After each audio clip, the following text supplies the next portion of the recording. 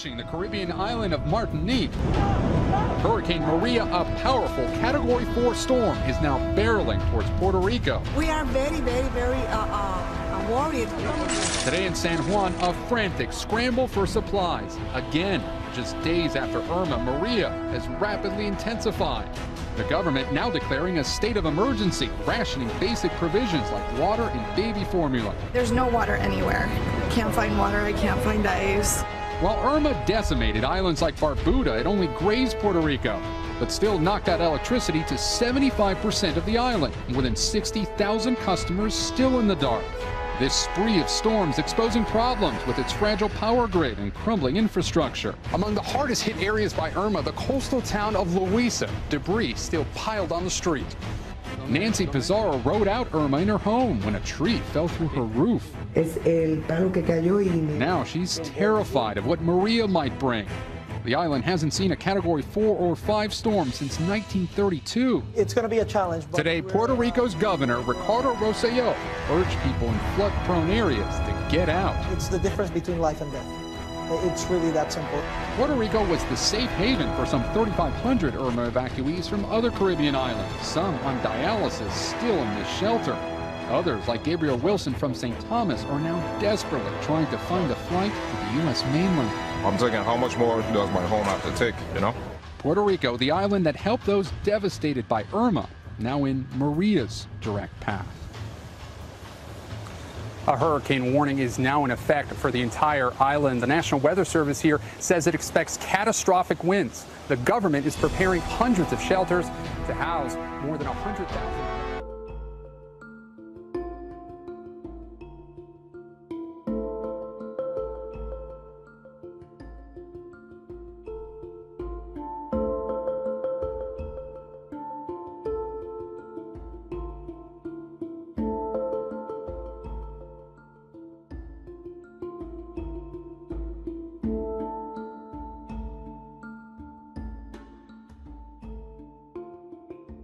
Storms in the Atlantic.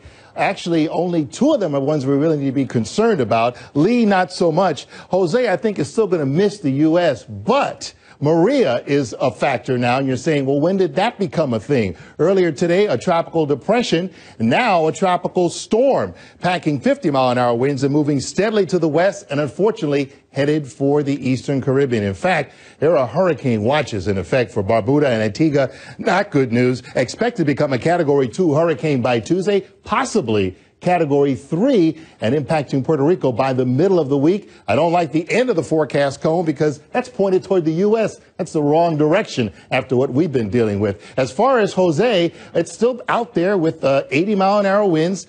As the Hurricane Hunter planes were flying in and around it today, they did identify some information that helped refine the track.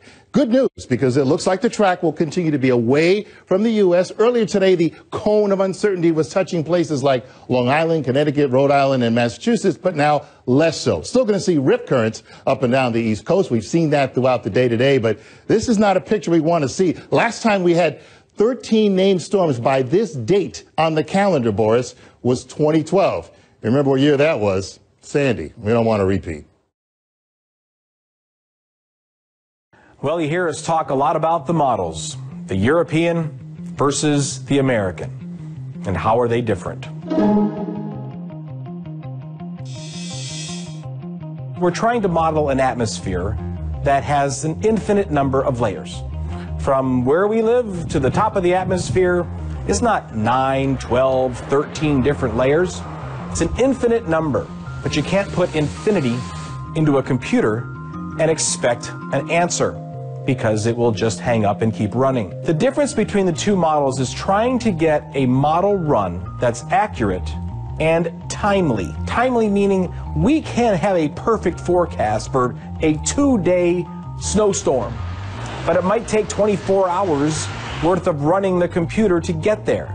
So as a 2-day forecast that's only good for 1 day, is that worth it? No. We try to get it to run in 4 hours or less. Now, the European model does take longer to run. There's more data in the European model, and so therefore it can be slightly more accurate. But the American model is pretty close. Watch out.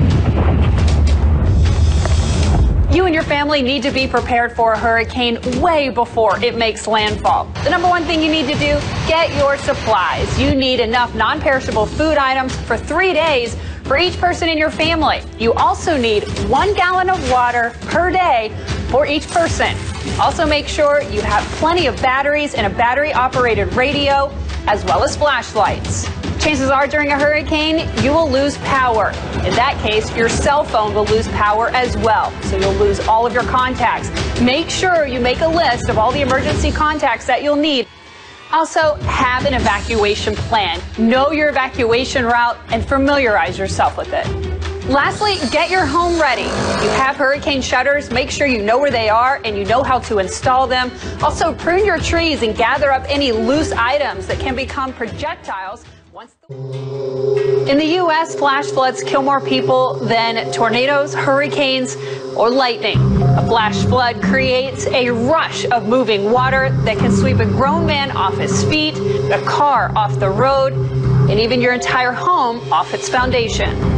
When the ground becomes so saturated that water can no longer seep into the soil, it begins to run off quickly into rivers and streams, and this causes a rise in water in a flash. Densely populated areas have an extremely high risk of flash flooding, with the additional concrete and less grassy areas for the water to soak into the soil, and they can see flash flooding very quickly. In mountainous terrain, the combination of gravity plus the easy runoff can lead to catastrophic flooding when all of that water is funneled into rivers, creeks, and even the valleys. Remember, flash flooding can happen in the blink of an eye. That's why it's important to stay alert and pay attention in case a flash flood watch or warning is issued for you. In Puerto Rico tonight, residents are gearing up for another big hit. Everybody's getting ready. We're getting ready. Stocking up on water and wood. Just 1 week after Hurricane Irma demolished parts of the Caribbean and tore through Florida. Now 2 more hurricanes have formed, packing a 1-2 punch. It's going to be a big deal for Puerto Rico. Just off the Carolina shore, Hurricane Jose is whipping 90-mile-per-hour winds, creating dangerous currents as it barrels up the east coast. On its heels, Hurricane Maria, strengthening as it heads straight for Barbuda, St. Martin, and the Virgin Islands, all trying to pick up the pieces in the aftermath of the Category 5 strike they faced just days ago. How critical are the next few days ahead for those places that have already been hit by Hurricane Irma? Well, they already have the mental anguish and the burden of trying to pick up after Irma has gone through and now bearing down with Maria. There's so much in front of them right now, and still the season has 10 weeks to go. In Puerto Rico, the governor warning this hurricane could be even worse. Make sure that your families are safe. We can start the rebuilding process once again after this storm passes. While neighbors wait anxiously and get ready for round 2. Just buying some plywood to lock up the doors and windows. Morgan Radford, NBC News, Miami.